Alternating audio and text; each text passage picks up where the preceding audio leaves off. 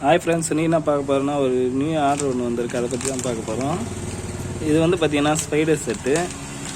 இந்த spider set பார்த்திங்கன்னா bright லைனில் கட்டி வரும். அதுக்கு முன்னாடி இருந்தது வந்து பார்த்திங்கன்னா நரம்பு மாதிரி வரும். இது வந்து டபுள் லைனில் வரும். பிரைட் லைனு நல்லா ஸ்ட்ராங்காக இருக்கும். அவ்வளோ சீக்கிரம் அறுத்துட்டு போகாது. நல்லா குவாலிட்டியாக இருக்கும்.